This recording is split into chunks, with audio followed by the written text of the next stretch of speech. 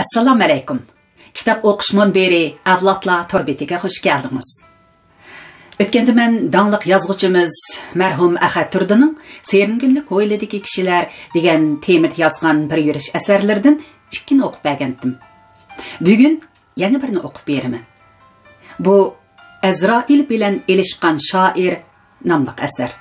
Bu asar dangliq shoir, adib marhum Abdikerim Xo'ja xotirasiga bag'ishlangan. Xo'sh. Azroil bilan elishgan shoir. Olamda bahor. Chiman bo'lib barq urib turgan gul fasldagi daraxtlarga qaraysan. Har bir daraxt bir olamga o'xshaydi. Tuvi zamin, atrofidagi muhit cheksiz bo'shliq. Gulga kirgan shoxlari ba'ayni hesapsız yulduzlar chaqnagan osmon. Ammo bu daraxt yaralgandan beri bir-biriga o'xshashmaydi. Guli boshqa, hidi o'zgacha. Yo'riq dunyoda qiladigan xizmati bo'lakcha. Abdikerim Xo'ja ana shu bahor go'zalliklaridan yangi hayot zavqidan beqiyos xushallik olgan va uni o'ziga xos jo'shqinlik bilan ifodalagan. Tabiatning yorqin manzaralarini sizishni, ularni jonlantirib tasvirlashni o'z she'riy uslubining yetakchi vositasiga aylantirgan talantli shoir, yirik adabiy sema edi.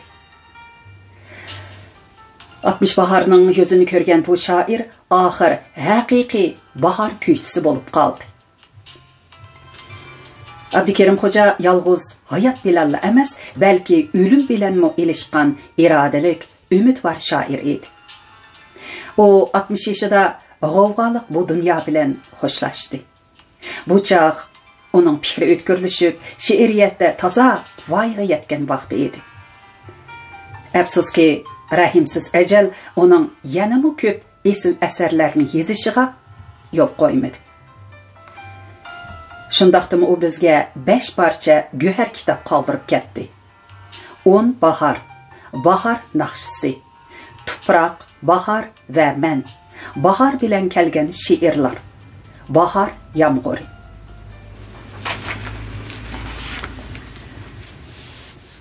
Mushu mavzulardanla biz shoirning bahorga naqadar tashna bo'lganligini, intizor ekanligini, bahorning mabduni, oshiqi va kuychisi ekanligini ko'rib olaymiz. Uning vujudidan va bu o'chmas asarlardan xuddi tog'dek salmoqqa ega tarixiy kuch balqib turdi. Darvaqa shundoq. Uning 60 yillik hayoti, 40 yillik ijodi to'limi ig'ir qismatlar ichida o'tdi. Uning siyosiy, ijtimoiy turmushida bahoridan zimistoni ko'prak, xushalliqidan qayg'usi ustunroq bo'ldi. Shuning uchun uning she'rlaridami xuddi o'zi aytgandek chekdan savol belgisi ko'p edi. Buningga shoirning vujudidagi kaskinlik, odillik va haqqoniylik sabab bo'lgan edi. Shu sababdan u atalmish madaniyat zo'r inqilobi oxirlashgan 1976-yili Aramxo'da o'ltirib 10 yillik ruhiy va jismoniy jarohatlarni saqaytish o'rniga xuddi surgun qilingandek Beijing markaziy tarjima idorasiga yo'tkib etildi. Men shu chaqda shoirning to'gidan, ya'ni Beymindagi 1,5 egizlik vayroni uyiga yo'qlab borganimda, u nihoyat ma'yus va tushkun qiyofatda. Dunyo degan bir o'yin sahnasi ekan. Yana ayrilib ketadigan bo'ldik. Aslida 10 yillik dard alam, tajriba savoqlarni kuchga aylantirib, buruqtirmoqda qolgan adabiyot san'atimizni yuksaltirish uchun raso bir ishlash niyatim bor edi. Lekin ular meni yomon ko'rib qoldi. Men qo'nayti kallamni biroq azod qilib, ko'proq so'zlab qo'ydim shu, dedi shoir alimini basolmay va e'tiborsa ko'ngli ozodi bo'lib qoladigandek kayfiyatda davom qildi. Bu dunyoda nokas, nojinis odamlar ko'p ekan. Men hozir xuddi beliqqa o'xshash kushandisi ko'p odamga aylanib qoldim. Hayronman. Men ularga nima qildim? Nəhayət şu erkin azada işlay dedim go. Meni bu şəhərdən kətkizmigiçə ularning qetqi uyubaydigan oxşaydı. Tavba deyman. Mening şu 70 kilogramlıq cismimni moşunda katta Ürümçi şəhəri kötürəlməy qalarmıdı? O əmdə içi boşğandək biraz pəskoyğa düşüb mənə mulayim nəzər bilan qaradı. Qarang ukam, tünögündən beri bir neçə parça şeir bilan rubai yazdım. Oqub baqay, anlap beqan, deb tövəndəki qısqa bir şeir bilan rubaini oqudi. Səpsilib manglaydiki qoruqqa sen, qapdı debmi oylama baldur qeyrib. Aşu tarix çaqının yadındımu, kətkini bir çaq əcəb artqa yenib. Behuda tətürki manğan aşu çaq, manlıyımğa kətdi çonqur iz selib. Şükür, eşek bolmaptiken müngözlük, bolsaydı qoylar nə gün körgülük. Tavardın ton, zərdin kula kisimi, onun eti yana eşek məngülük.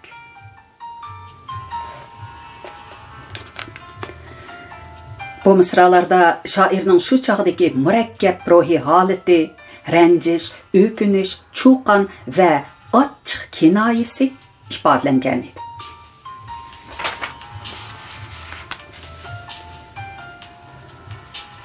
Şair mana shu ketgancha 1980-yilning keyingi 20gacha Beijingda turib qoldi. Men shoir Abdukerim Xo'ja bilan studentlik vaqtlarimda tanishgan edim. 1964-yili 8-oyda bizning xizmat taqsimotimiz e'lon qilinishga boshladi. Birinchi qitim bang chiqarilganda mening ismim Xinjiang Universiteti Jungo til adabiyot fakultetiga elib qilingan bir necha saboqdoshlarimning qatorida edi.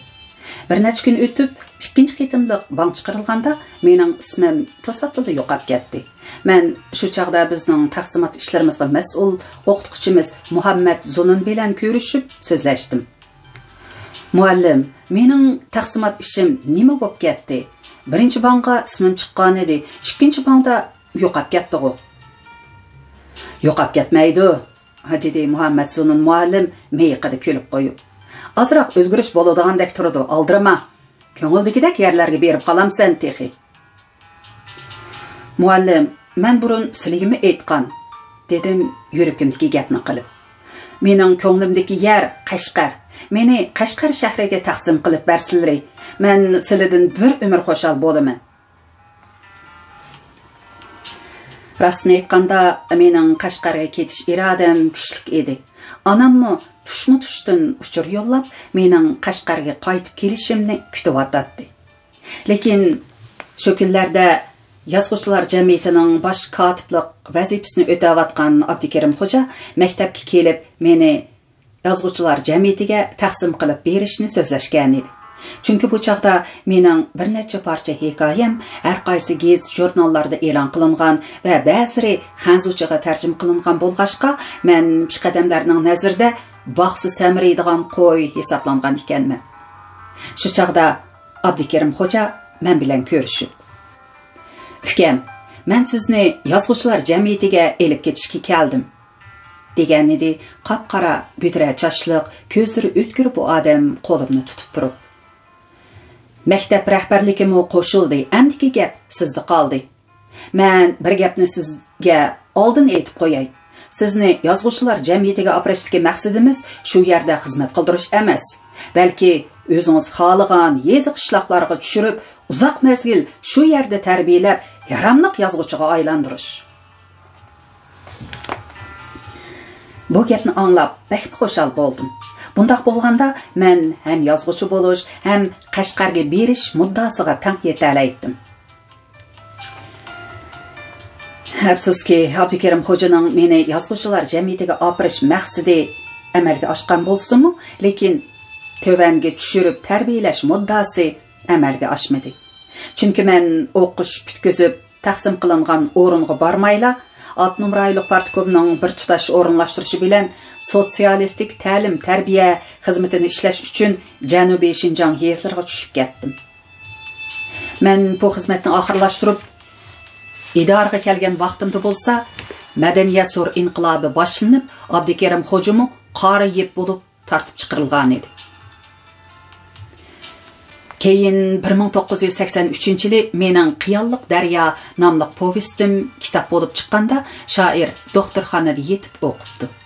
Bir kuni men yo'qlab chiqsam, u mening qo'limni mehribonlik bilan qisib turib, kitobingizni o'qib, burunqi planlarimizning xato emasligini yana bir qitim his qildim.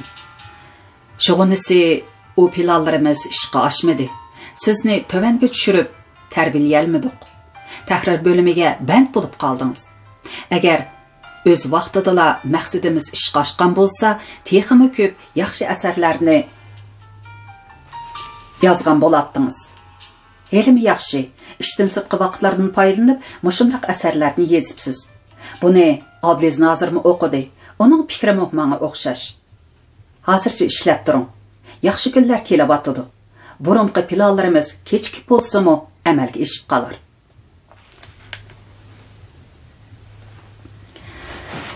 Degandek, shoirning yaxshi muddasi kechikib bo'lsa-mu, oxir amalga oshdi. 1988-yil 6-oyda Abnum rayonidan 15 odamni kasbiy yozuvchilikqa chiqarish tasdiqlandi. Shu qatorda menmi kasbiy yozuvchi bo'lib, Tarim jurnalidagi vazifamdan ayrildim. Afsuski, bu xushalliq kunlardan shoir biz bilan billa bahramand bo'la olmadi. Milliy adabiyotni taraqqiy qildirish yo'lida uzun yil ko'ngliga pukkan orzu istikining reallikqa aylanganligini o'z ko'zi bilan ko'ra olmadi. Lekin u ömrünün oxiridagi og'riq yotgan vaqtlardimi bu ishni esidan chiqarmay, munosabatlik rahbarlar bilan davomli so'zlashib, mushundaq bir kasbiy qo'shinning dunyoga kelishiga tegishlik hassa qo'shdi.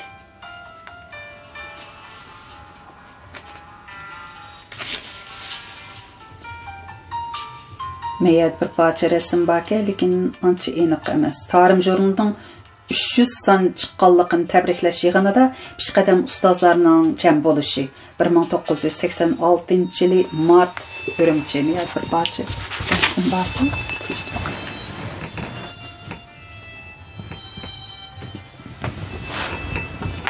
Qara ahvoq, lekin ancha aniq chiqmaydi.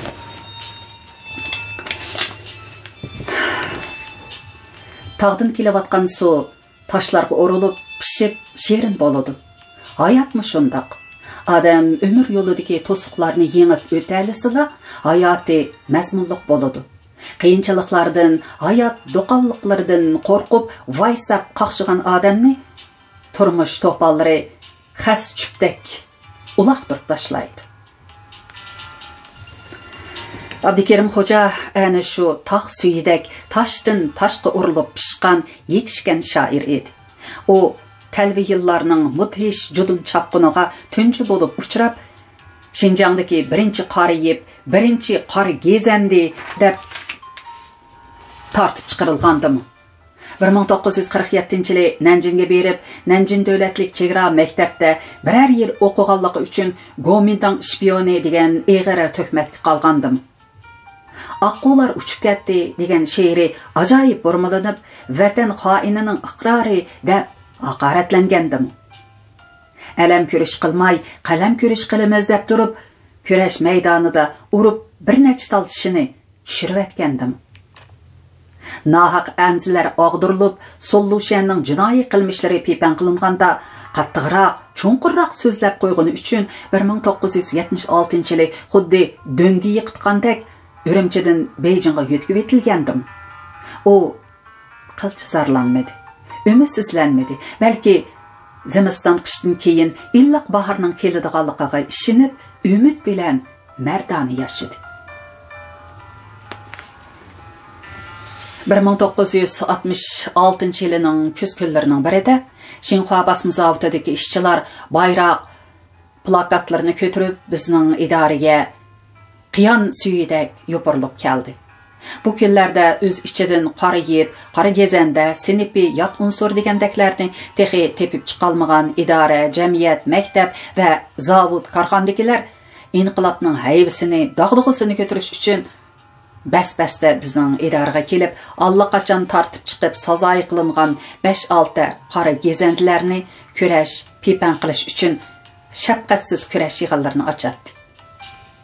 Bundaq chaqda bu gezandilarmi yangroq shuar bilan Jongjongning ovozini anglasla, beshiga qog'oz qalpoqlarini kiyib, bo'yniga salohiyat taxtasini esib, 3-qavatdan gildirlab, pastga tushib tayyor turishadi.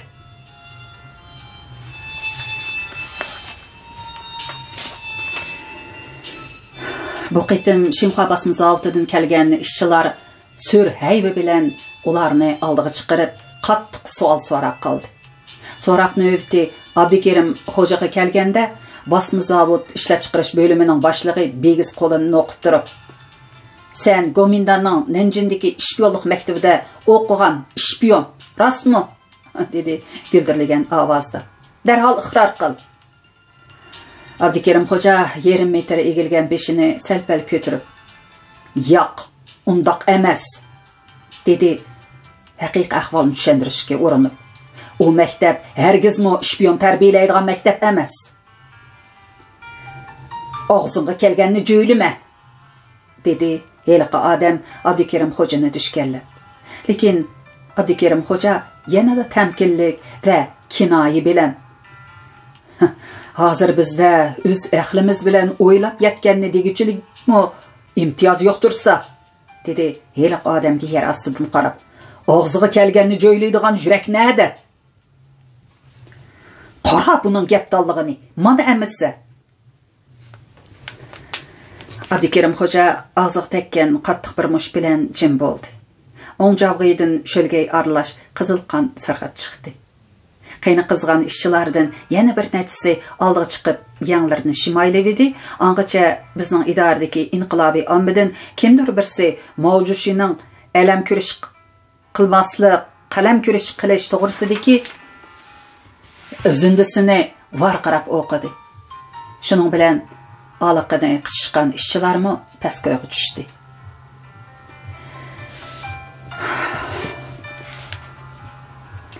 Bu ishlar shoirning qalbida muhabbat bilan nafratni tangli uyg'otdi. Muhabbat va nafrat bir-biridan nihoyatda yiroq. Ayni vaqtda bir-biri bilan yonma-yon turadigan so'z va tushuncha. Bir tuproqda gulmi, tikanmi, qo'g'inmi, shum buyumi o'sgandakla gap.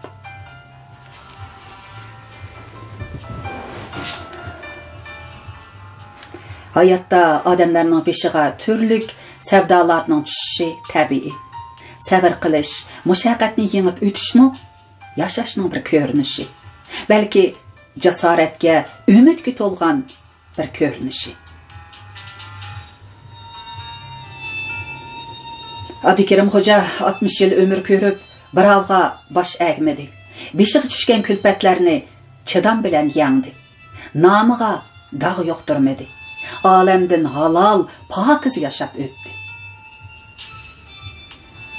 Tiyma, xo'ja sen tilingni. Tinma, so'zla rost gapingni. Gar sundursun yov belingni, so'zla deming uzilgicha. Man bu misralar onun she'rda sızılgan suratiga o'xshaydi.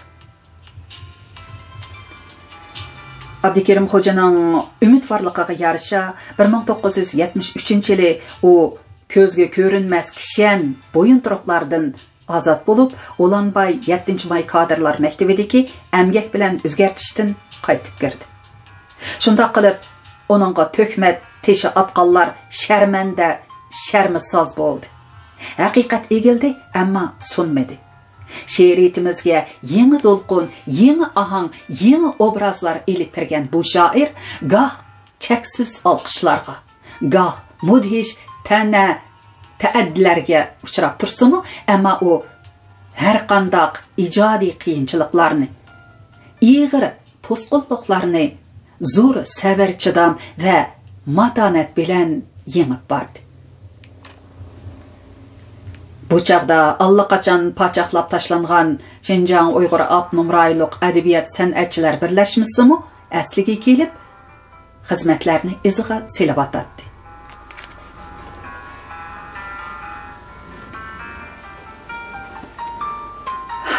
Bu kunlarda shoir hassalab qizg'inlik bilan ham xizmatga, ham ijodiyatga kirishib ketdi. İdeya azadlığı bilan xata andizlarning tuzilib, har soha ishlarining o'z iziga tushganligi uchun eng yangroq chavak chalgan, eng xo'shal bo'lgan odam Abdukerim Xo'ja edi. U bu bahorni mundaq yalqinliq, go'zal misralar bilan ifodaladi.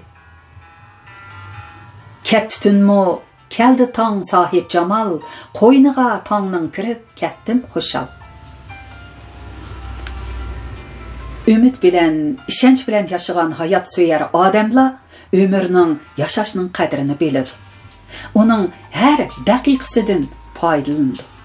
Uning texmi go'zallashib, kamal tepivatganligidan suyunadi. Shuning o'zi kurash xo'shalligi emasmi? She'riyat azaldan hurlikka, tinchlikka, baxtga, mehnatga tashna insonning vijdon azobi bo'lib kelgan. Mana shu haqiqatni tushungan Abdukerim Xo'ja xalqning dardi va qudratini kuylashni asosiy maqsad deb biladi. Chunki u hamma narsada odamlar qalbini larziga selayotgan hayotiy masalalarni ko'rdi va ularni umumiy insoniy g'oyalar bilan bog'laydi.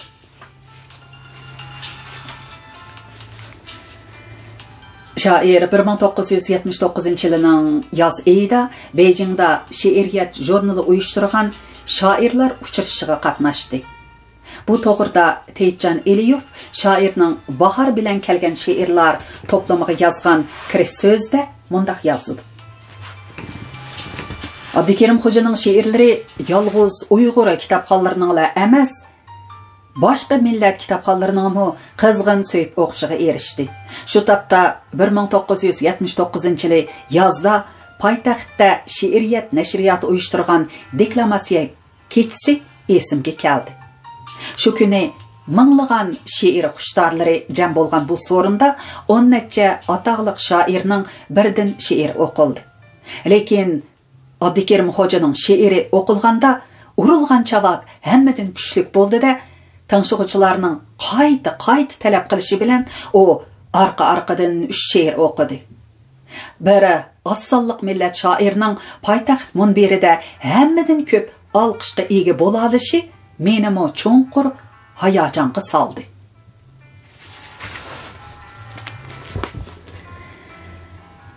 Yaxshi she'rni ijodkormi azoblanib yoritdi.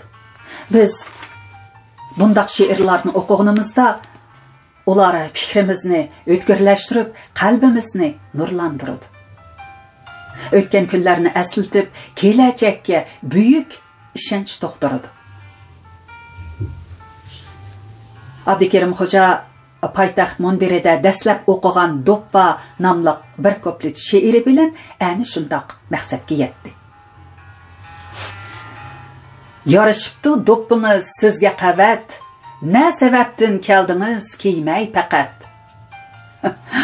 Bo'lmasa u chaqda bosh aslo bekor, do'ppiga nadin nesi bo'lsin navbat.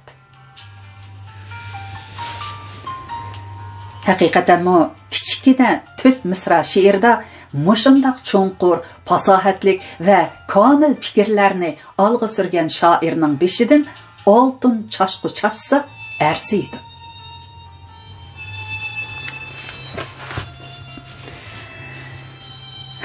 Shoirning mushu xildagi she'rlardan ko'rinib turibdiki, u so'zni hargiz isrof qilmaydi. Doim aniq va zo'r so'z tepishga intiladi. G'oyat qisqa, nozik bir tasvir uzoq vaqt xotirada qoladigan dramatik sahna manzarasiga aylandi. Uning yana bir dil tortar tarafi shuki, u rang-marang qiyoslar orqali katta shoirona xulosalar chiqara oladi. Bundaq she'rlar bag'riga singan fikrlari chashmasi zamondoshlarimizni ziyraklikka, dodillikqa chaqirdi.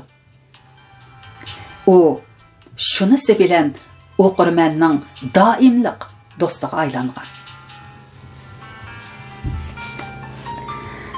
Abdukerim Xo'ja 1980-yilning keyingi yarmida Beijingdan qayta Urumchiga yetkilib keldi. Va shu yili kuzda Urumchida ochilgan Xinjiang Uyg'ur Avtonom rayonlik adabiyot san'atchilar birlashmasining qurultayida Jungo yozuvchilar jamiyati Xinjiang sho'basining muavin raisi bo'lib saylandi. Ham adabiy tarjimalar jurnalining bosh muharrirligiga tayinlandi. Bu chaqda uning ruhi ko'zga ko'rinmas ramka kishanlardan xoli, ideyasi ozod, har xil amri ma'ruflardan jiroq edi. Abdukerim Xo'ja jasoratlik shoir bo'lib, o'zida butun bir davrning cho'ng haqiqatini mujassamlashtirgan dodil ijodkor edi. Uning shoirona nazari nihoyatda sinchi va o'tkir edi. Uning har bir she'rida tugal ijtimoiy manzara mavjud edi. Uning nazarida so'z san'ati faqat tuyg'ularni g'idiqlab, odamni har xil kayfiyatga soladigan ko'z bog'lug'uchi emas, balki u o'qirmanga fikr berishi, qalbida uxlab yotgan ulug' istaklarni volqandek portlatib uyg'otishi, mengisining qorong'u pushmoqlarida yoshirinib yotgan tafakkur zarralarini harakatga keltirishi kerak edi. Bu davr ichida Abdukerim Xo'ja bir qator she'riy to'plamlarni nashr qildirdi. Shoirning bu to'plamlari tinimsiz mehnat, oromsiz izlanishlar samarasi sifatida dunyoga kelgan go'zal, xushbo'roq guldastalar edi. To'plamdan o'rin olgan rang-barang she'rlarni shoirning dil og'riqi, qalb yorisi birlashtirib turadi. Eng nafs tuyg'ular shoirni tinch qo'ymagan bo'lsa, shu vaqtning jiddiy masalalari uning nazaridan chetda qolmaydi. Shoir to'plamdagi bir muncha she'rlar orqali yuragida haqiqatan bahor naqshlari ko'p ekanligini, ularda zamondoshlarimizga talay narsalar haqida hikoya qilib bera olishi mumkinligini isbot qildi. Qisqasi, shoirning xiyolida hamisha bahor edi.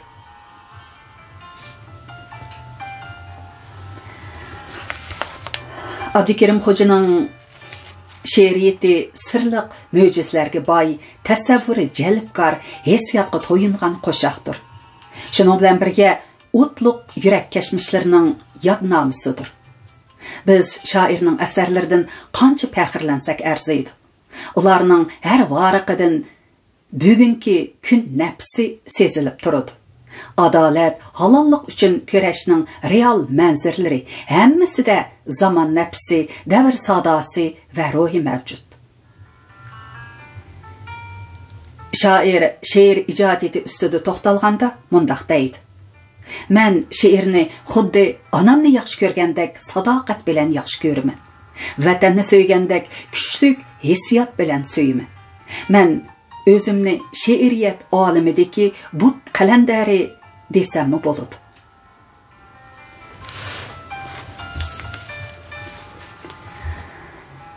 Bir 1986-yildan boshlab shoir bilan Seringilli Qoroda birga yashadim. Endi bizning uchrashadigan, sirtishadigan chog'larimiz ko'p edi. Qaysi bir yil yozda men Qashqarga berib, yezilarda ko'rgan aniqalarimga asosan To'g'u katigidan subroq chiqdi nomli bir o'chirik yozgan edim. Asar bitgandan keyin men uni Qashqar pedagogika institutidagi saboqdosh do'stim Ablimit Ismoilga ko'rsatdim. U asarni ko'rib, "Adash, o'chiriking har holda bo'pti", dedi bir oz susroq kayfiyatda. "Gezlarga berib baq, lekin mening bir savolim turadi. So'mroq degan zot qandoq qo'sh? Sen uni bilamsan?" "Men Muson o'xshashlar so'mroq deb anglagan", dedim parvosizla. "Agar bu o'chirikingda", dedi Ablimit Ismoil xiyolchan holda, "so'mroqdan qandoq bir jonivor ekanligi to'g'risida yangiroq biror gapni qilib beradigan bo'lsang, bakmi yaxshi bo'ladi. Chunki to'xu katigidan sumruq chiqdi deganda, to'xuning xarakterini hamma odam biladi, lekin sumruqning xarakterini-chi, u zodi qanday qush? Shu kunlarning birida Abdukerim xo'ja bilan Qo'roda dal mushu to'g'risida so'zlashib qoldim. Abdukerim aka, dedim, shoir bilan gullik orasidagi o'rindiqda yonma-yon o'ltirib. She'rlaringizga qarasam, sizmi 1980-yili kuzda Janubiy Jungoni ekskursiya qilganda sumruq ushdi, sumruq qo'ndi degan she'rlarni yozibsiz. Gomoroningmi ashundoq bir dastonini dastlab sumruq parvozi deb, keyin qaqnuslar parog'iti deb tarjima qildingiz. Uyg'ur klassik shoirlarining she'rlaridami sumruq, qaqnus degan ism tilga ilindi ekan. Sizningcha bu zodi qanday qush? Bu haqda ko'rgan biror materialingiz bormi? Bu haqda ajab o'ylab qopsiz, dedi Abdukerim aka savolimga qiziqib. Sumruq to'g'risida sizmi biror narsa yozmoqchimi ya? Yozgan edim, aplashmidi, dedim men tan berib. Ammo sumruq to'g'risida og'inamning qilgan gapi kallamga kirib oldi. Shunga tegi-taktini bilishga qiziqib qoldim. Yozg'iningiz qanday qaplashmidi? So'rdi Abdukerim aka qiziqib. Asarga nurni bak kuchli berib etib ekanman. Keyin o'zimningmi ko'zin chaqintibatdi, dedim men ma'nli qilib. Shunga gazetgami o'zimgami yaramay qoldi. Yaramagan yaxshi bo'pti. O'ziga yaramagan narsa qanday qilib boshqalarga yarasin?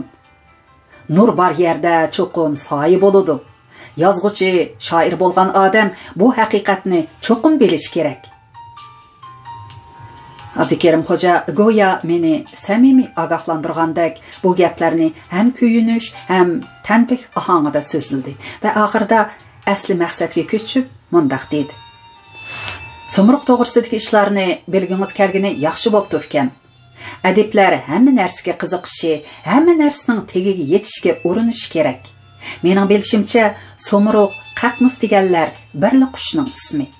Menmi bir chaqda Rahmatulloh Jariydan so'rab, sumruq degan so'zning farscha so'z ekanligini, qaqnus deganning yunoncha so'z ekanligini bilib olgan edim. Bu qushning ismini xanzucha xat ma'nosi bo'yicha tarjima qilsa, o't qushi degan bo'ladi. Naql qilinishicha, bu qushning tumshuqida 360 nay to'shikchisi bormish. U sayraganda shu nay to'shikchilarining har biridan har xil ovoz chiqib, ajoyib mungluq kuy paydo bo'larmish. Aytishlari qaraganda sozandilar muzikani sumruqning ashundaq sayrishidan olganmish. Sumruq tanho, jursiz yashaydi. 1000 yil umr ko'radi. Ömrünün ahırda o't çöplerden xaman yasab, onun üstüge çıkıp şundaq zoq-şoq bilen sayraydı ki, onun nefsi hararetinden xamanğı ot getidi. Şu otda özümü küyüp, kül boludu. Ahırda onun külüdün bir tuxum payda bolumdan yeni sumruq qush çıkıdı. Şu taklitde muzikaning simvoli, timsoli bo'lib qolgan bu afsonaviy qush dunyoda nam nishonsiz yo'qolib ketmaydi. Balki o'zining jazbador ovozi bilan odamlarga huzur beg'ishlab, mo'jizlik hayotini davom etkazadi.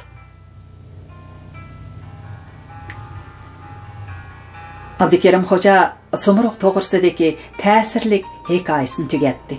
Men hayajonlanib shoirga havas bilan qaradim. Sumruq degan qoltis qush ekan-ku Abdukerim aka. Shunga qadimdan hozirgacha hamma shoirlarning she'rlarida tilga ilinib ketganda. Sizga rahmat. Bugun menga yangi bilim berdingiz. Bumi kitob o'qish, material ko'rishning foydasi ekan, dedi Abdukerim xo'ja kamtarlik bilan. Bir kitap o'qisang, turmushning bir derazasini ochsan degan hikmat shu. Bizning suhbatimiz endi men zodila xiyolimga keltirib baxmagan bir temaga yetkeldi. Ukam, men sizdan bir narsani so'rab baqay, dedi Abdukerim akam o'yinimizning cho'ng darvozasi tarafga ishora qilib. Siz ashu yerga esilgan viviskaga qanday qaraysiz? Men uning men demoqchi bo'lganligini damanliqqa anqirolmay bir pas hangviqib qoldim. Keyin darhol o'zimni o'ngshab, cho'ng darvozaning ikki tarafiga esilgan 4 chasa qora marmar toshdagi yoziqlarni esimga oldim. Viviska o'rinda esilgan bu marmar toshning o'ng tarafidagiga Uyg'urcha, so'l tarafidagiga xanzuch qilib, yuqori darajalik ziyolilar qorosi deb yozilgan edi. Abdukerim xo'ja dal moshini ko'zda tutib so'zlayotdi. Bu viviskaning eskishi yaxshi-ku, Abdukerim aka, dedim men parvozsizla. Bu naiti palonchining uyi, pistonchining qorosi degandekli gap-ku. Siz shundoq o'ylamsiz? Abdukerim xo'ja menga qatilib turib so'radi. Rostini aytsam, bu viviskadan men faxrlanatdim. Bir xil tamanna tuyg'usi meni ruhlantiradi. Shundoq o'ylayman, dedim men yana shu faxrlik kayfiyatda. Buni hukumat esib bergan tursa, men buni o'ldirib etmoqchi, dedi Abdukerim xo'ja kutilmaganda jiddiy va astoydil qiyofatda. Bu o'zi kichikkina jonsiz viviska bo'lsa-mu, ammo u bizni jamiyatdan, avomdan, oddiy xalqdan ayirib turyapti. Biz faqat yozuvchi, shoir bo'lganligimiz uchunla alohida tabiqiliq odam bo'lishimiz kerakmi? Buni aytdi kim o'ltirsa bo'ladigan turalg'u joygu. Shundoq turuqliq buni nima uchun yuqori darajalik ziyolilar qorosi deb jamiyatni ayirib olamiz? Buning bizga keltiradigan shon shuhratidan ko'ra nomimizga, ishimizga, istiqbolimizga keltiradigan ziyini texmi cho'ng.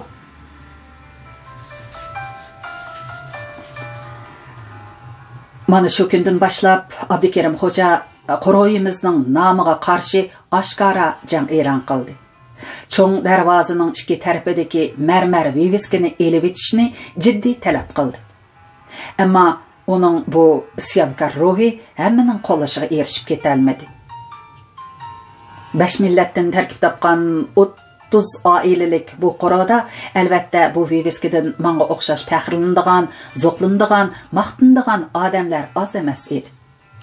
Abdukerim xo'janing talabi idoraga yetganda ma'muriyat ishxonasidagilar bu mundaqli esib qo'ygan viviska emas, bu Abdunum rayonlik xalq hukumatining arxiviga tushgan narsa, uni xohlagancha elib etishga bo'lmaydi, deyishdi. Darvaqa bu Qur'onni Ismoil Ahmad rais vaqtida yozuvchi shoirlarni yo'qlab, chet ellardan mehmonlar keladi ekan, shunga ularning o'ltiroq muhitini yaxshilab berayli deb hukumatdan maxsus pul ajratib, xeyli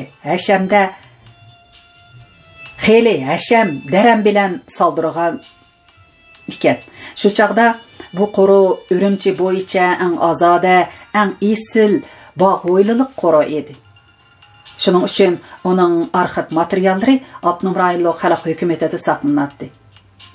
Ammo Abdukerim xo'ja o'z talabida ching turib, arxivga tushgan narsa bo'lsa, arxivda turaversin. Men bu viviskani har bir ko'rsam, o'zimda bir xil qo'rinish, xijillik va xuduksirash his qilaman.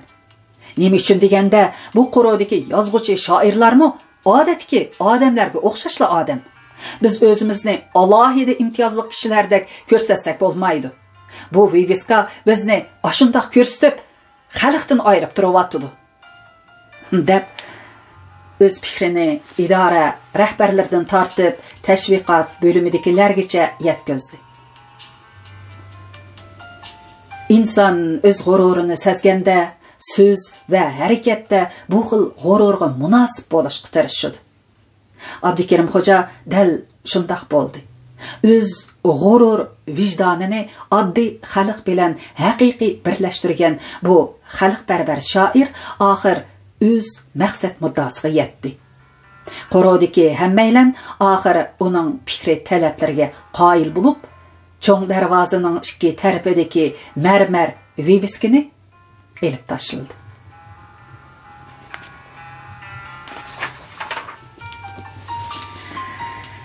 Ma'qul amsa, bugun asarni o'sha yergacha o'qiyli, oxirini kelar qaytim davomlashtirib o'qib berman.